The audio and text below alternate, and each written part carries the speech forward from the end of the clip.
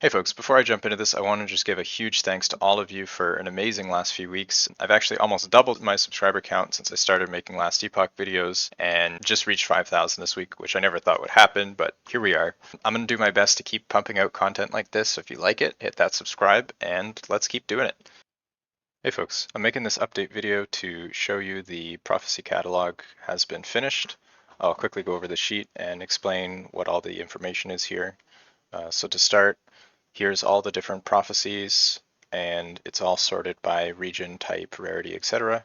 So by column, these are the prophecy names. This is the region that you'll find them in. These are the types. These are the rarities. You'll notice some don't have a rarity. Here's whether or not they have LP. Some of them do. There's also weavers. Note that the weaver items can drop in non-weaver prophecies as well. So for example, the boots can drop the weaver boots, so just keep that in mind. Here's the base favor cost, so this is before lenses that increase the cost. This is the rank requirement that you need in order for this prophecy to become available. So this is data mined. I pulled this from Tunk Labs. Most of the other information here is currently incorrect. Only the rank requirement seems to be right, so keep that in mind as well. And here we have the number of items. So this is the base amount of items it gives per proc of the prophecy, and also uses here, which is the base amount of times the prophecy can proc, and total items, which would be the number of items times number of uses. I've also included here the favor per item. So this does not include rerolls. So keep that in mind that the cheaper prophecy, when you factor in rerolls, it ends up being less cost effective than more expensive prophecies that give more items, because the rerolls, they always cost the same amount regardless of how much the prophecy itself costs. So one thing you'll note here in the favor per item is the generic prophecies are generally cheaper. So as an example, unique armor here, which can drop anything, it's 500 or 625, and then the unique body armor, you'll see it's more expensive because it's more specific. That's generally true across the board for all prophecies. If you want to use this sheet yourself, you just need to make a copy, because this is the original. You won't be able to edit it, but make a copy that'll give you your own sheet.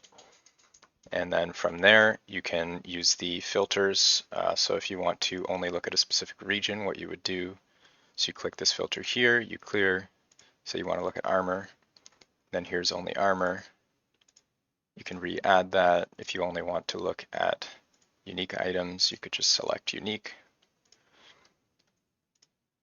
I also included an image for every single prophecy. So if you want to verify yourself and check the prophecy that it's correct, it's a screenshot for all of them. If you see any errors, please let me know in the comments and I'll make a fix to whatever's wrong. Another thing I've also included here is the favor per exalted from rare. So COF rank 8 has a 25% chance to upgrade a rare into exalt. This works on the rare prophecies. So you'll notice here that it's just the rare price times 4, because 1 and 4 will be the exalt, and the rares are significantly cheaper than the exalt prophecies, even when you're trying to get exalted items. So that's also important to note. And if you look at the lens effectiveness sheet I have here, this references the prophecy list sheet. So here's some example data for different lenses. If you want to know more about lenses, see my lens tier list video. I go into this in more detail. Put that in the description. But if you want to mess around with this sheet, feel free to take that a look as well.